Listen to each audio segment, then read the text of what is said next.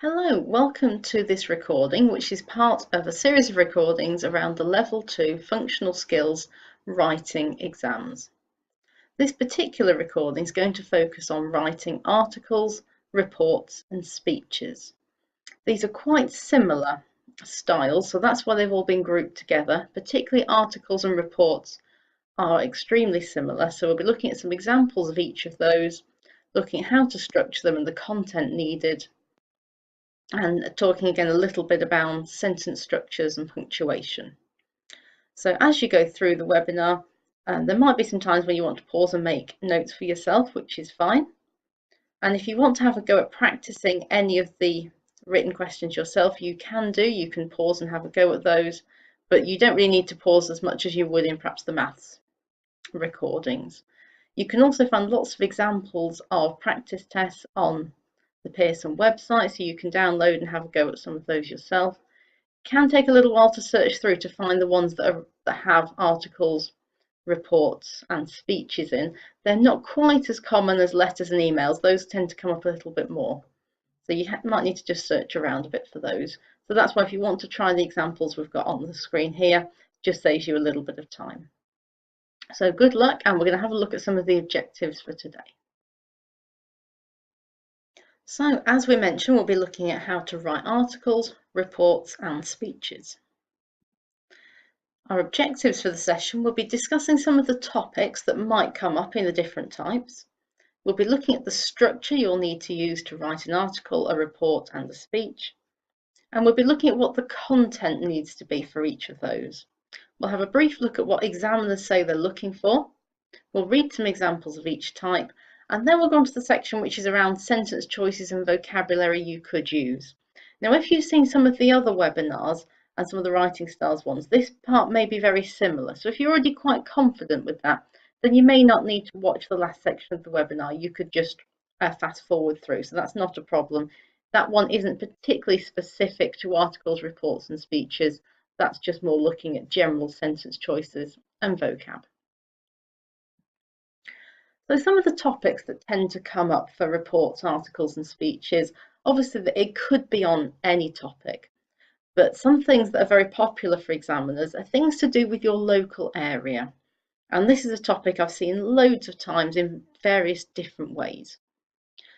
So an example might be some people it's an article written for people that are coming to visit your local area from another place. What is there for them to do in your local area? Or it might be an article on your school, college, workplace website about things that visitors can do. Or it might be around things for young people, for older people, for families in your area, and you're writing for that audience. So things in your local area tends to be really popular, and it can come up in letters and emails as well. So it is quite worthwhile before you go for the exam, actually just having a think about that topic.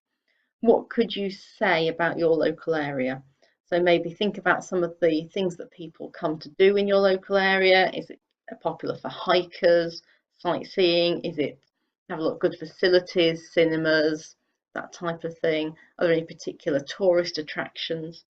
Now, don't forget the examiner doesn't actually know what your local area is, so you have got a little bit of creative license there, as long as you don't go too over the top with things that would be sort of strange to see in someone's local area. You could write about anything really. So that is something it's worth just having a think about as you go through this webinar, perhaps what you might write about your local area.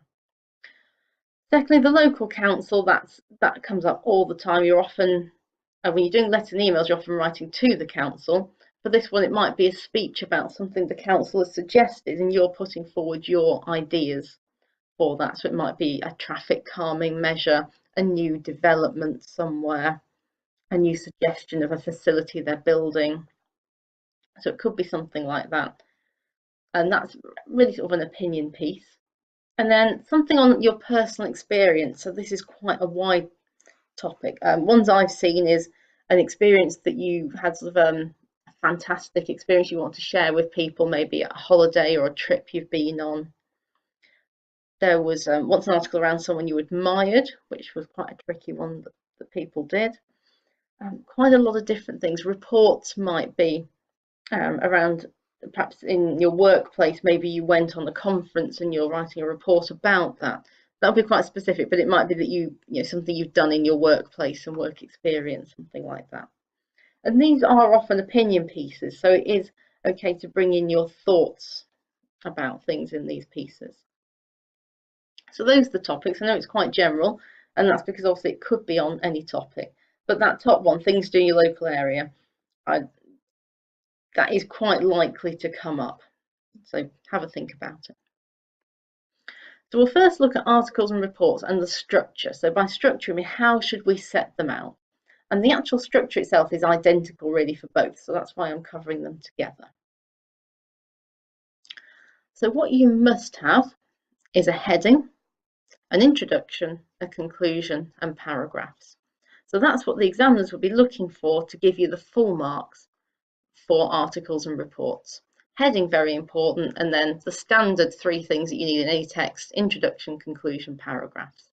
And in a second, I'll go through exactly what I mean by those. Now, the may have are things that you could put in, but if you don't put them in, you won't lose any marks. So subheadings, these are quite good. If you can get them in there, it is a good idea, particularly in an article and a report, really. Both lend themselves really well to subheadings. You may wish to use formatting features such as bold and underlining, maybe for your subheadings. I wouldn't spend too much time doing this, but if you want to use it just to make your heading and your subheading stand out, then that's absolutely fine. So in terms of the heading itself, for a report, you want to keep it quite a formal heading. So you might even just call it report on activities in the local area. It's quite structured, almost just rewording the question. For an article, you can be a little bit more creative. It could be in the form of a question, which is probably the easiest one to do, or if it's a quite informal article and you're quite creative, you could do something catchy, a bit like a newspaper headline. So that really just depends on your own creativity. So do always consider the audience when you're doing these. So it will tell you in the text really who you're writing for. So where's it going? Is it for your workplace or your school or college or provider? Is it a report for your boss, for the council? So tailor the way you write your heading to suit that audience. Then once you're into your piece, think about the middle, think about your use of paragraphs and how to use transition phrases to move between them. So you might be using words like firstly, secondly, one point to consider, a further aspect. So this will be how you'll move through the middle sections of your reports and articles. So the more you can use these transition phrases, the better your whole piece will be. And then your conclusion, you want to sum up the points you've made. This will be in your final paragraph. Where a lot of people lose marks is that they've been practicing a lot of letters and emails. When they come to the articles and reports, they don't know what to put at the end. So in a letter and email, you're used to doing yours faithfully, yours sincerely, regards. So a lot of people just pop those on the end of their articles just because they want to have something to put at the end. And this will actually lose marks because it's not appropriate. If you do want to put something at the end, you're desperate, you can put your name, a bit like if you've written an article, your name might be at the bottom or at the top. So if you really want to put something, you could just put by John Smith and leave it there, but you really don't have to put anything. Now for something more informal, and we'll see an example of this later for an article, you might even consider, again, the audience, the purpose, and if there's some kind of something a bit extra you could put at the end to impress the examiner with. So if you're writing for an article for a weekly newsletter, you might put at the end, next week we'll be looking at health and safety issues. If you have anything you'd like to contribute on this, please let us know by Friday. And your article could be featured in next week's newsletter. So just something a bit more creative, a bit quirky that you could put at the end. That wouldn't be suitable for a report, so that would only be for a more informal article. So we'll look at the speech now in terms of the structure. And this has quite a specific structure, but it is very simple. There's 2 things you need. an appropriate open, and an appropriate close. No other features necessary. Don't need a heading, but if you want to just write the title at the top, the topic, that's fine, but it's not really necessary. So your open should be how you welcome the audience and explain the topic. Your close should be thanking the audience and either asking if they have questions or if they agree with your points. The three key things really: it must sound like it's spoken out loud, because obviously speech is designed to be read out loud, and it must consider the audience that you're speaking to, and the whole thing must be written in the first person, so using I, because you'll be reading it out and it's you that's written it, so you'll use that first person. And we'll look at some examples of these. So as we said, the most important part is that clear opening and clear close, and they need to demonstrate you know you're speaking to an audience. So an example of that could be, good afternoon everyone, thank you for your time today. You might go on to say, the topic we're going to be talking about is, etc, etc. Second one, welcome to the event. If it's an event, also you'll have to read the instructions. I will be discussing the new policy on the environment. Hello and welcome. Thank you for coming to our debate. I think good afternoon or good morning is fine. You can also pick which one you use. And just something very simple. Don't need to be anything complicated. And then at the very end, for your last line, thank you very much for listening. I hope you consider my points. Thank you for your time. I urge you to consider supporting our cause. Thank you. If you have any questions, please feel free to ask them now. So it doesn't need to be anything fancy, but it needs to be a clear start and a clear finish that shows you're speaking to an audience and you're welcoming them at the start and you're thanking them at the end. And then you'll have ticked all the boxes for the structure, so long as you use paragraphs as you go through as well, of course. So for all types, all three types, in terms of the content, it can be very useful, and I would definitely suggest you try to do this, is to include some evidence or examples. If you can, try and put them in the form of facts or statistics. They don't have to actually be true, because you won't have any form to research them, but they should just be realistic. If they are, then put them in. So you can basically make them up, make them realistic. So you could say something like, recently there have been over 200 complaints about the recycling facilities in the town. 1 in 4 local residents objects to the proposal to install speed bumps on Main Street. So that's both of those use some statistics to put across your point in a slightly stronger way. So if you can maybe do 2 of those in your piece, that will just give you a nice strong basis for what you're saying. So we're going to look at some specific content just for reports and articles for this part. So as we said briefly before, the article report, in terms of where it's going to be put, and this will be told to you in the question, newspaper, magazine or website tend to be the main ones. Newsletter also comes up sometimes. So consider the audience and features that might suit that type. Use prompts in the question to see what you should cover. Often they're suggested points, not essential points. So when you're reading it, just check, does it say you should cover or you can cover? If it's an opinion piece, then make sure you do actually state your opinion. In terms of length, it's always hard to say, but about 4 or 5 paragraphs is a good length. So in the first one, you introduce the points you'll make. In the final one, you sum up all those points. And in the middle ones, you split your piece into a few topics or themes. And you must plan those before you begin. So many people get worried about the time limit. They go straight in, start writing, and it's quite obvious when you read it that they haven't planned because it doesn't flow very well. So just take just a couple of minutes just to list. I would always say list 5 ideas of things you want to talk about, and you may find you don't talk about all of them. So it'll just depend on what you think. You might want to pick the main 3, talk about those, and have the other 2 as backups, just in case you feel like the first one maybe didn't have as much to say as you'd like. So you don't need to plan lots of information, but just plan what you're actually going to talk about and what your paragraphs will be. I want to talk about some examiner comments now.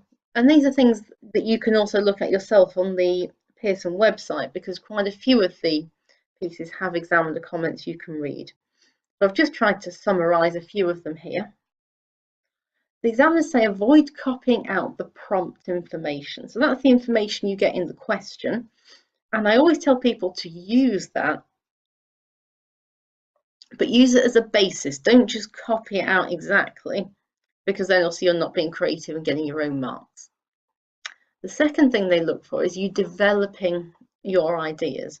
So instead of just saying a facility we'd like to see in our town is a new cinema, that's an idea, but it's not developed. So how could you develop it? Where would you like to see the cinema? What extra things about it would be good? Why do you want to see it there? So it's all the whys, really, to develop your points. And putting maybe an anecdote would be good, or some personal opinion or experience there. When reading articles, some examiners said they were very repetitive, and that comes from that lack of planning. So again, I've seen some ones about facilities where people they talk about shops and then they can't think of a load, they just talk about some more shops, and it just doesn't really add anything. Again, it's not developing. So stop yourself repeating ideas by using your plan. Strong answers make use of a heading and subheadings. Less successful have limited control of structure and paragraphing was erratic. So you do need to think about where you're going to start those new paragraphs from. And the end, particularly with articles, bringing them to a close, particularly if you're making some kind of argument, seem to be difficult. So bringing together what you've actually said and then finishing it off. And then a few other issues that they tend to note in or writing. When you're writing because you're often neither typing or on a screen that's not your usual one, and particularly the software doesn't use autocorrect options, we forget that you need to capitalise I yourself as you're writing it. The computer won't do it for you. Misuse of apostrophes and comma splicing. If you're not aware of what comma splicing is, I will be covering it at the end of this recording.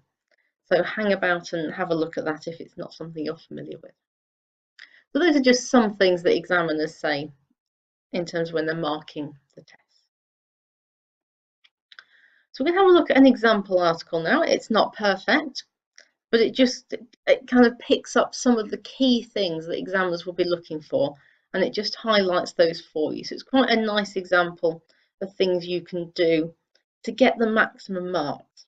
So if you're doing an example yourself, you might consider looking through yours as an examiner would and almost marking it, saying where would you be hitting the marks and where could you possibly be losing marks. So task 1, this one, so you can see it's 15 marks, and the information they give you is that your local newspaper is running a series of articles about what facilities you would like to see in your area.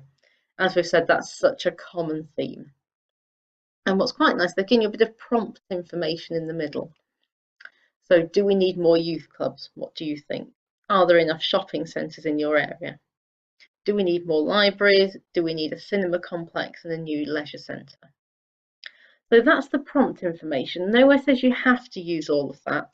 So what I would try to avoid probably is trying to do all 4 of those things, or really 5, because I think that would be too much to cover in one piece. Maybe pick 1 or 2 of those and just focus on that. You don't even need to use those particular prompts. You might have an idea of your own that you want to talk about. So the writing task is write an article. So we know it's an article we're doing for your newspaper, which is your local newspaper. So if you want to, if you know the name of your local newspaper, you can use that, or it doesn't really matter. Giving your views, so it's an opinion piece on what facilities you would like to see in your area. So somewhere in there we'll need to identify what that area is, whether it's real or a fictitious one, or just you're using the real place but you're adding in some extras.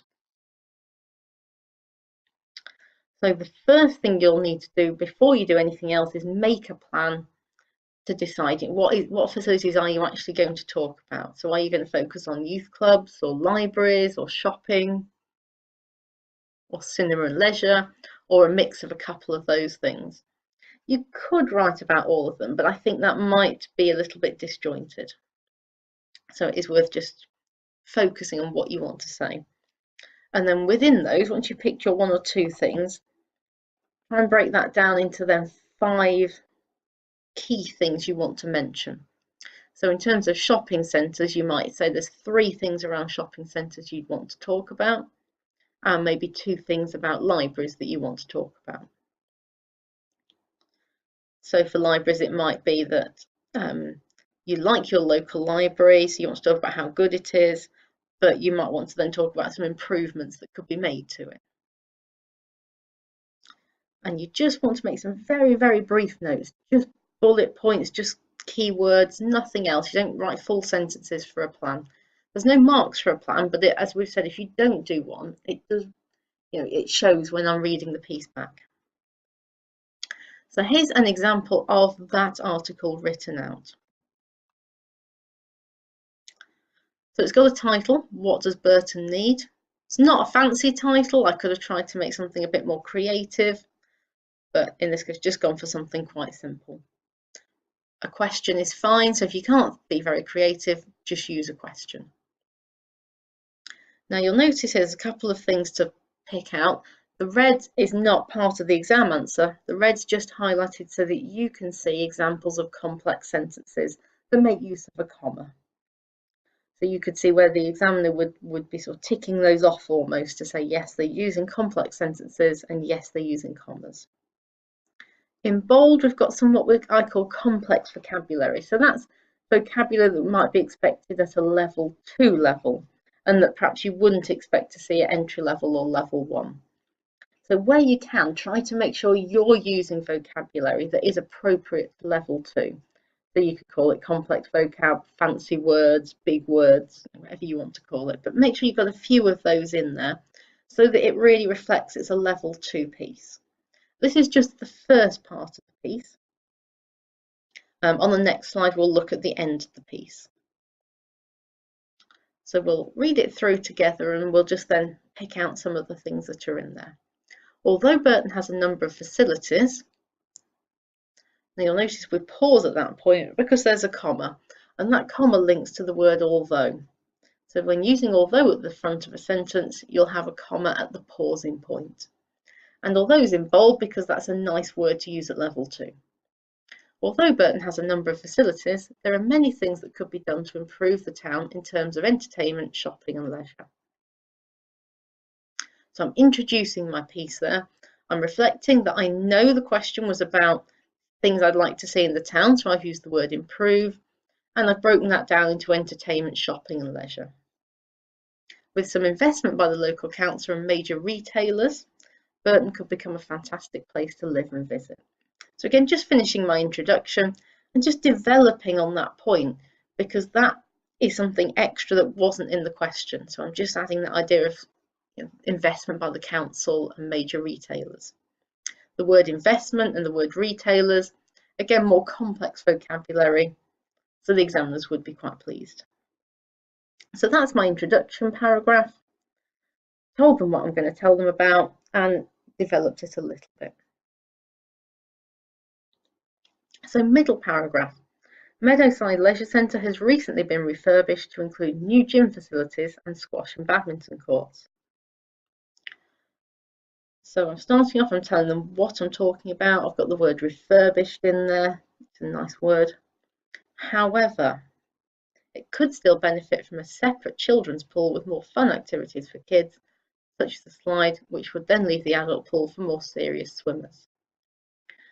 Got the however followed by a comma, and whenever you use however to start a sentence, you always put a comma afterwards. And then the use of the comma and the which also highlights that it's a complex sentence. Quite simple to use a comma and which afterwards, so that's something I could recommend you use. I've given a nice clear idea of something that could be seen, so we're looking for the idea of being refurbished, some new facilities there. Talking about the separate children's pool, which has given me the opportunity to use the possessive apostrophe on children's. So I'm mentioning later about how to use apostrophes correctly, and you do want to make sure you've got some in there. So I've made a nice clear point about the leisure centre there and what I'd like to see. Going on to my third paragraph, there are numerous shops in Burton, but there are some well-known major brands that are missing, and therefore a number of Burton residents prefer to shop in Derby or Lichfield. The word numerous, again, nice level 2 word, and therefore is another good word you can try and get into your pieces. You can use it at the start of a sentence followed by a comma, or you can use it with a pair of commas, as I've done, within the middle of your sentence.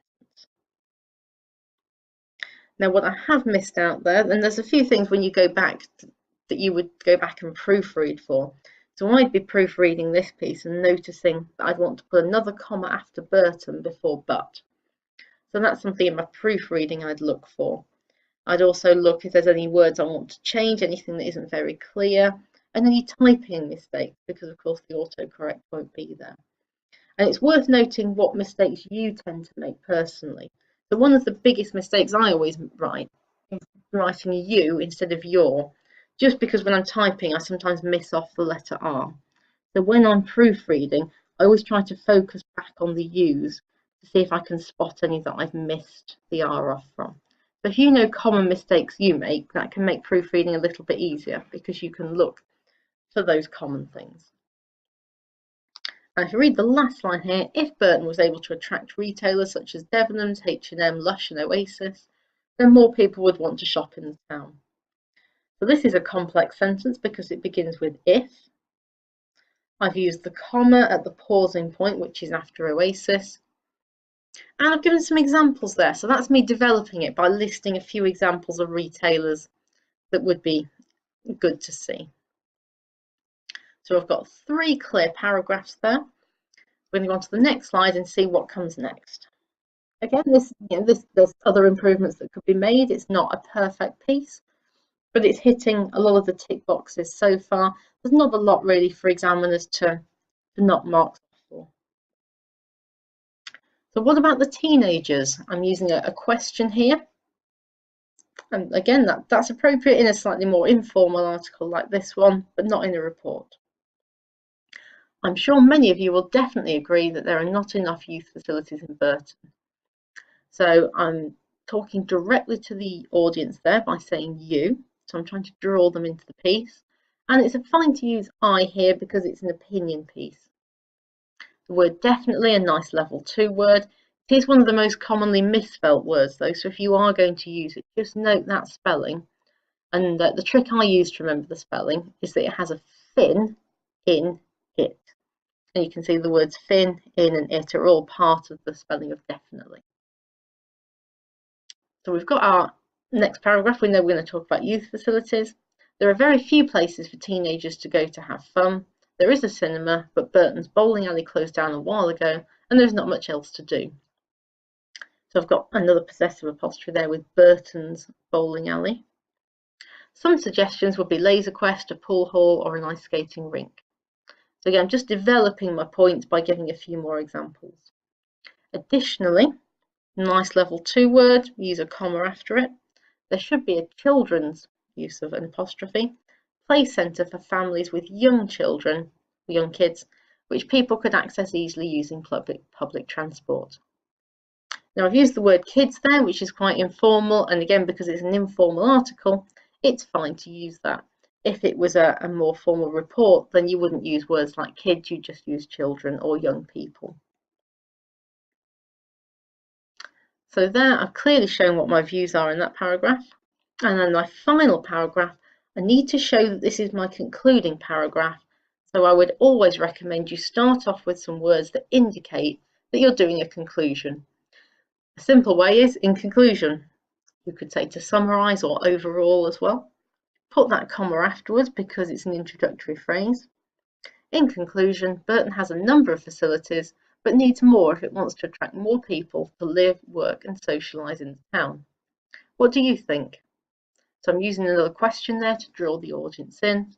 Write into the paper giving your opinion on Burton's facilities and your article could be published next week. So that's me just using a bit of a creative end and I'm linking back to that article format. And I'm actually demonstrating to the examiners I understand how articles work by doing that. So it's got a conclusion, we've got the views in. Now that piece was 290 words, which is a fairly reasonable length for a level 2 piece. With Pearson, they don't sort of have a set word count.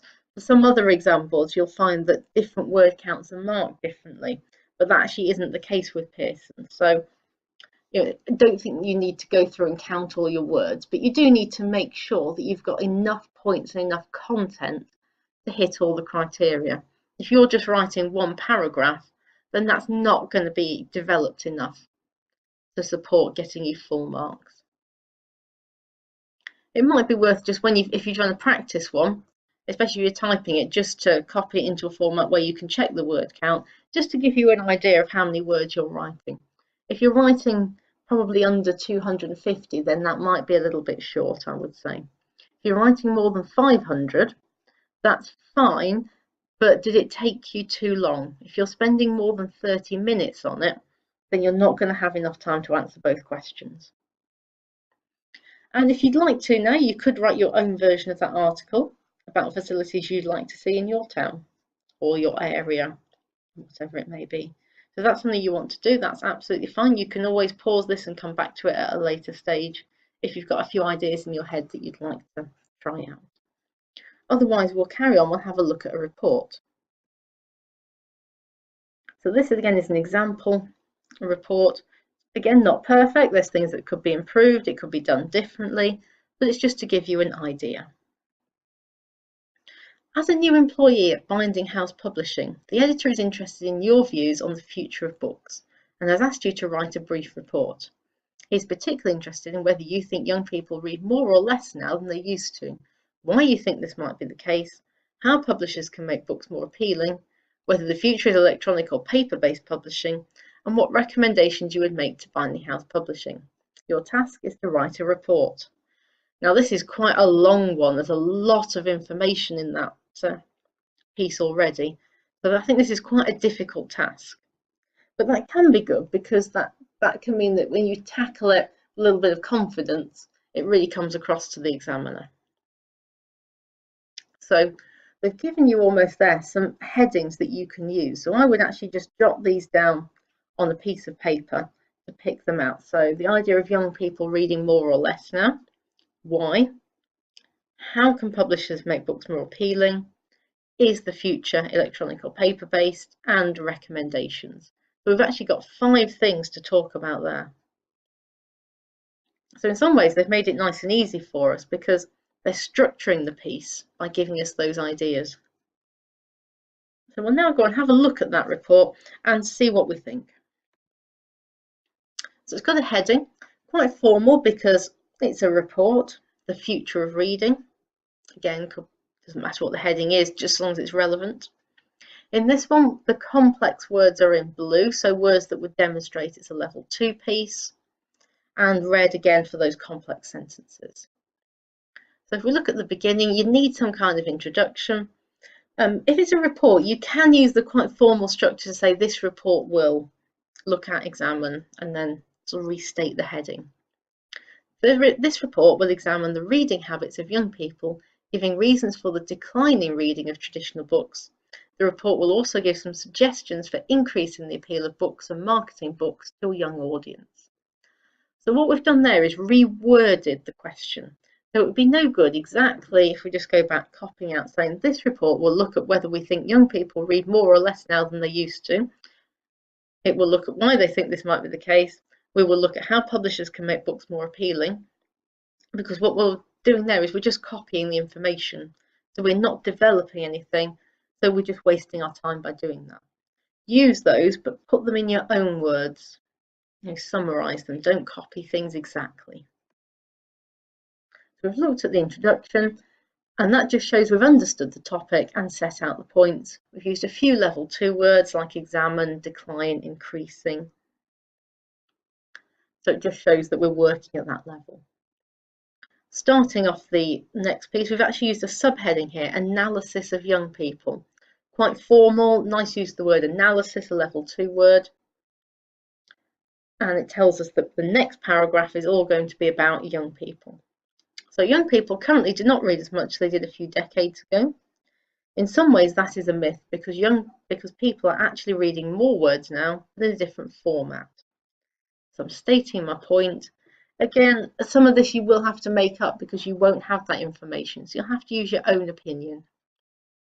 Young people spend hours a day reading information on websites, reading text messages, and reading social media updates.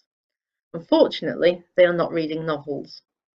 So what you can also say we've done there is a bit of a mix between some longer sentence structures and some shorter sentence structures, a bit of variety, using the level 2 word unfortunately, and that comma afterwards, as we've mentioned, which is a nice introductory phrase. One reason for this may be that society now is focused on what is happening online and on social media. People need to be in touch with others at all times, and if they're reading a traditional book, they will lose that connection with others. So that's a bit of speculation, it's an opinion piece, so we can put our ideas of why we think that might be. Again, using some nice words like society, and that complex sentence, so if they're reading a traditional book. So that's in that pair of commas, just to show it's additional information. So we've got our first 2 paragraphs, made a good point there, given some opinion. So we're going to carry on and have a look at the next section of this report. So we've got some more subheadings that you'll note here. So the next one, how to make reading more appealing. And it's good structurally to, when you do your subheadings, to make the words capital at the start, unless they're a sort of short words like to, a, the. Otherwise you can make them capital. You don't have to do that, but always be consistent throughout. You'll notice that I've used bold for the subheadings here just to make them stand out, which again is fine use of formatting. You can underline them, but you don't have to do that if you don't have that facility or you can't work out how to do it on the particular software. I do recommend, as I have done in the other recordings, that you do check the software if you're doing the online exam. Just have a practice with it first, just to get used to how it works, so that you're not going to the exam and doing it for the first time. So the first subheading, how to make reading more appealing. As mentioned before, so we've got a nice start that links the piece together, mentions a nice level 2 word, and because we start the sentence with as, we've got the comma after before. As mentioned before, young people spend most of their lives online, so it is important to make reading accessible to them in the formats they use all the time. So we've got accessible there, nice level 2 word again. This is happening already for Kindles, which are popular with people who travel a lot. So we've got that comma and use of which that was also mentioned. Now I have used the words a lot there, and that's fine, but I would generally recommend that you don't use those words because they're quite informal. I would try to swap that with something else. So that's something when I'm proofreading, I could go back and say, can I make that better? Young people now can be obsessed with celebrities, so it might be a good idea to have your product endorsed by someone they will recognise. Again, endorsed, a nice level 2 word. Additionally, comma is a starting word, trying to appeal to the audience's need. And I've used the opportunity to get a possessive apostrophe there on audiences. Young people are most likely to read a book when they're travelling, either on a bus, plane or train, so advertise at stations and airports. What is the future of reading? My next subheading. There is still a place for the printed book, and this is demonstrated by Amazon opening up a bookstore, which was surprising to many people, but they clearly thought there was a market. So I've used the extra bit of information, which was surprising to many people, to put inside that pair of commas there. And that gives me a nice complex sentence. However, comma after however, as always, the majority of reading by young people is online. So this is the format that should generate the most sales. Some nice form words there, majority, generate. Publishers should consider their customers' hobbies, so another apostrophe use, to tailor their books and their advertising. So that's kind of a nice summary sentence to what I've said there. So my summary is that publishers should consider their customers' hobbies. So with every paragraph you write, if you can have a nice finishing sentence that kind of summarises what you've said, then you've got a really strong piece. And then my conclusion, I've labelled it as conclusion and I've started it with overall, comma, so the examiner could be in no doubt that that is the finishing paragraph. Overall, reading is still a popular hobby, but young people are most likely to read something online, and if it is advertised by a celebrity they know and like. Digital books are probably the best way to generate money as a publisher. So a real opinion piece there, so I'm stating my opinions in that conclusion. And that one was a bit longer, that was 378 words. It was quite a difficult topic, that. So you'd be a little unlucky if you came across that one, but I'm sure you would manage, just to really make sure you're covering all the points, but without spending too much time there. You do need to plan your time carefully to be able to write that in the half an hour you've got. If you want to have a go at doing that one yourself, you could pause and go away and have a go if you'd like to. Otherwise, we're going to carry on. And the next thing we'll be looking at is some of the content that you'll need in your speeches, so what your speech should actually contain. So we've talked already about the greeting for a speech, so using that open, where you're saying good morning to the audience, thanking them for coming. After that point, the rest of the document is really just following a normal layout. There's nothing special that you need to do. So you'll just use normal paragraphing, using the points from the question to move through. The best advice I can give is when you're actually doing your writing, imagine you're saying those words out loud.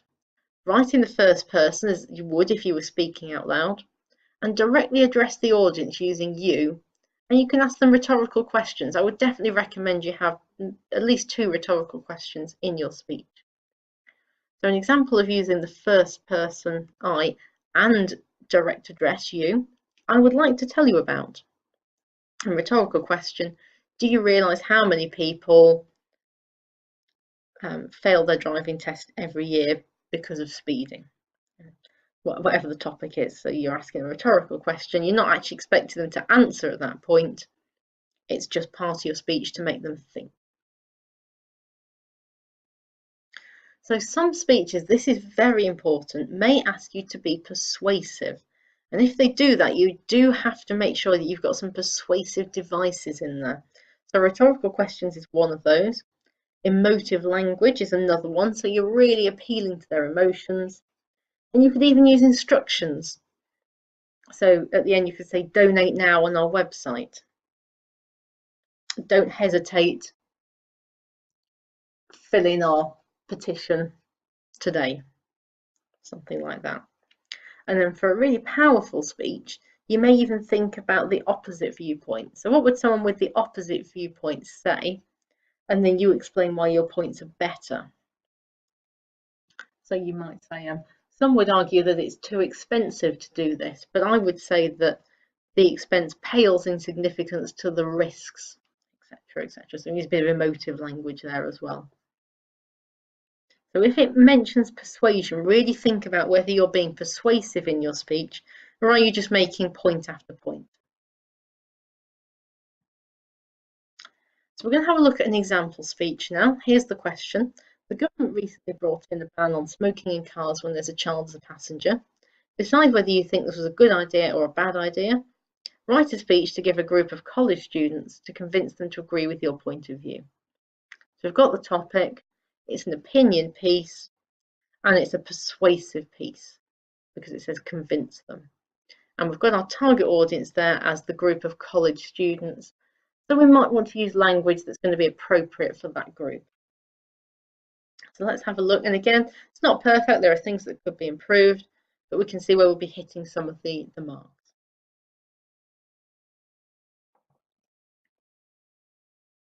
So there's no title because it's not necessary, but we do have an opening line that addresses the audience. So good morning, everybody. Thank you very much for coming to listen to me today. So we've welcomed them, we've thanked them, we've used you as direct address. I hope that I can convince you that the government was right to ban smoking in cars when there's a young person as a passenger. So I've stated what it is I'm going to talk about, because sometimes people forget to actually say what the topic is because they've read it in the question. They forget to write it into the speech. I'm using convince as well to show that I'm really trying to be persuasive. Then in the opening part, I'm also saying what my opinion is and that I'm going to develop this as I go on. I think it was the right decision because young people should have choice over whether they're going to develop terrible health problems when they grow up. And you'll notice I've tried to throw in some quite emotive words in here just to kind of trigger the audience and get them to agree with me. My next paragraph, my first point, you'll notice that how I'm using these transition phrases, my first point, the second point, to help move the audience through the piece. My first point is that smoking is a choice. If you are a smoker, comma, so it's a complex sentence starting with if, you have chosen to poison your body, so the emotive word again, and I respect your right to do so if that is what you want. A child doesn't have that choice if they're in a car with you. So I'm mixing some nice shorter sentences with some longer ones. They are forced to breathe in your cancer-inducing smoke, so emotive and quite formal words, while on their way to school or to meet friends. You can still choose to smoke in your car when you're on your own or with friends or other adults, just not during that short journey you're taking with your children. So I'm really trying to appeal with their senses, their emotions, with that real impact. You'll notice on the third line, I'm saying on the way to school or to meet friends. So it kind of links with that audience of a child as well. The second point I would like to make, so transitioning here, is that you should all be considering your health and trying to cut back on or give up smoking. The risks of developing cancer, heart disease and bronchitis, so some fancy vocabulary there, as well as many other health problems, you'll notice that's a nice complex sentence with that pair of commas, are well known. And those risks alone should be enough to convince you to get rid of that nasty habit, another emotive word, whether or not you're in a car with children. If you don't care about your health, think about other people's health. And that's my way to get that possessive apostrophe in there on people's. So I'm really going for that emotive, persuasive element here. So I'm just going to move on, have a look at the second part of this. One argument against the ban is that it will be very difficult to enforce. So this is me taking the opposite viewpoint and then trying to turn it around to make my point. I'm using argument and enforce again, some nice vocabulary. Difficult to enforce because it will be hard for the police to notice if someone is smoking in a car with a child in. I would argue that the point of the ban is not really to catch people and fine them, but to make the public aware that smoking with children is no longer acceptable, to make them think about how their actions affect others. So quite a long point there, so you have to make sure if you're making a longer point that it is clear. Then I'm going on to my conclusion. Overall, again, nice conclusion word, I would encourage those of you, speaking directly to them, who smoke to think about your actions and to speak up when you see other people smoking around children, because protecting our health and our children's health should be a priority. So priority, nice word there, apostrophe on the children's. My very important bit next is that close, don't forget it, comes after your conclusion. Thank you very much for listening to my views. I hope you will consider my points and act. And that's it, that's 387 words, so a bit longer piece again. Again, could be shorter, that's not a problem. A few complex sentences in there using the ifs, so on. So we've got something to hit all of the categories for the examiners. And I think that I used a few of those persuasive devices in there. Could have used more of them. Could have used some more statistics in there. Could have used more rhetorical questions. So again, it's not, don't feel that you have to do yours exactly like these pieces. These are just examples of things you could do. So just to bring it all together, remember that these tasks are marked out of 15 marks. So each one, there's remember 2 to do, and you have an hour to do both. So you are looking around the 30-minute mark for each of them, making sure you're not overrunning with task 1, which is one of the most common problems. For those that aren't that familiar with the mark scheme, up to 9 of those 15 marks are for what's called form, communication and purpose, and then up to 6 of the marks are for spelling, punctuation and grammar. I'm just going to show you what the mark schemes say. The mark schemes are the same for all pieces of writing. So if you looked at these with letters and emails, it will be the same. So if you wish to sort of fast forward at this point, and we've covered all the very specifics that are to do with articles, reports and speeches now. And we're just going to look at the general things you need to do. So I've just copied here the top category. So to earn your 7 to 9 marks, It's around presenting that information appropriately and developing the ideas logically, as we've mentioned. Able to present complex ideas and information. And so that's the thing about just not getting carried away with yourself and actually just writing so much it doesn't make sense. Use your language for specific purpose. So does it fit what you're being asked to do?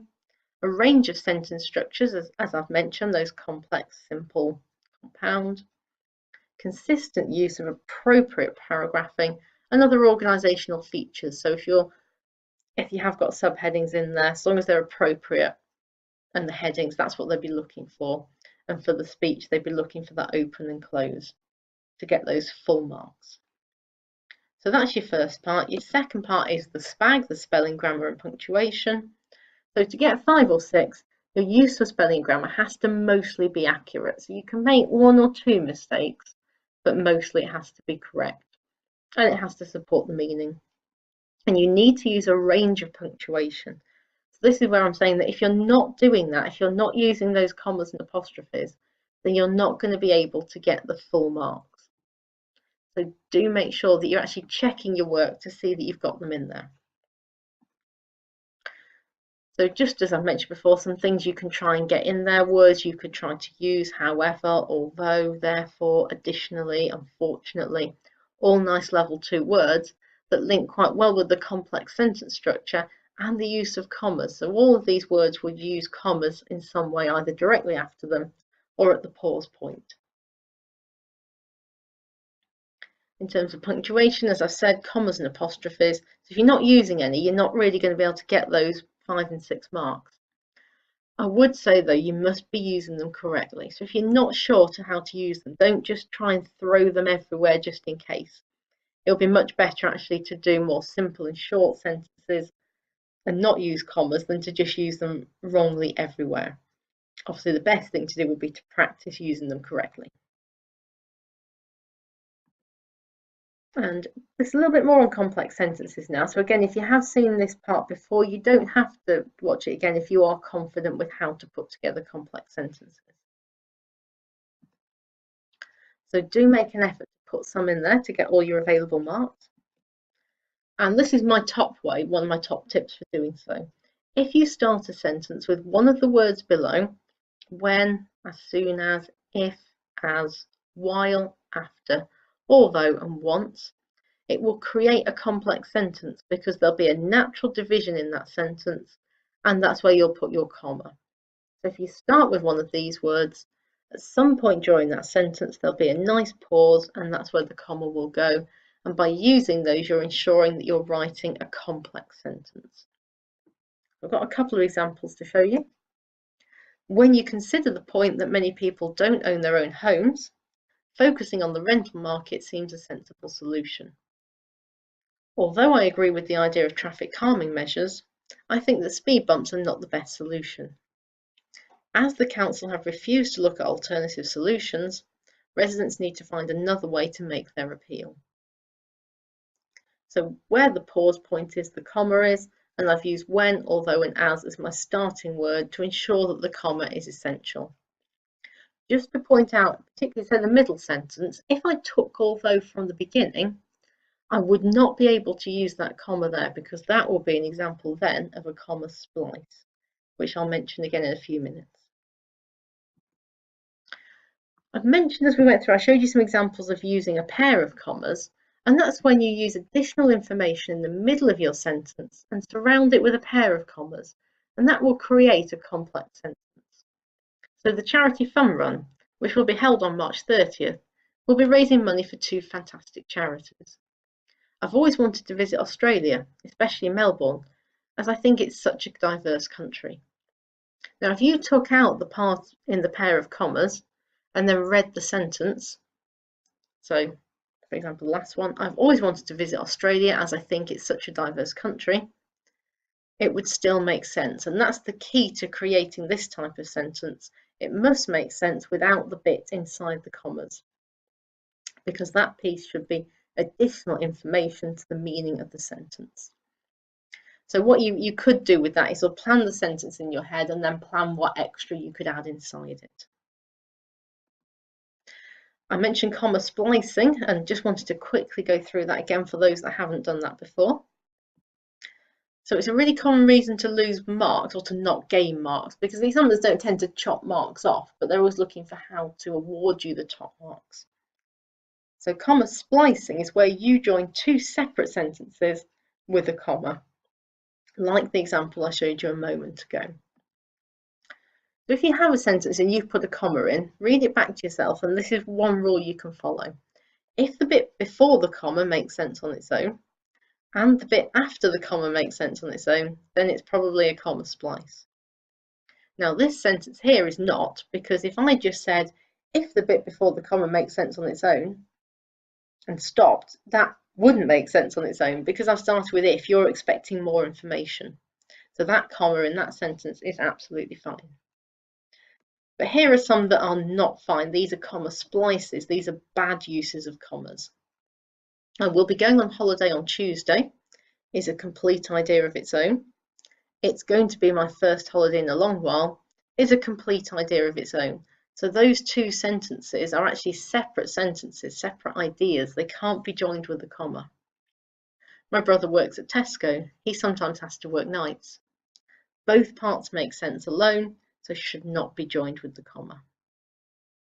I want to complain about an accident I had in your store. I fell over a pile of coat hangers. Both parts, separate ideas, can't be joined with a comma. Lichfield is a nice city. It has a cathedral. Again, completely separate ideas, can't be joined with a comma. And when I say separate ideas, I don't mean that they're about different topics. I mean that they're structurally separate. So they should not be joined. So always just be careful that you're not comma splicing. So you can fix comma splices in three ways. You can split them back into separate sentences. My brother works at Tesco. He sometimes has to work nights. You can add a conjunction and a comma.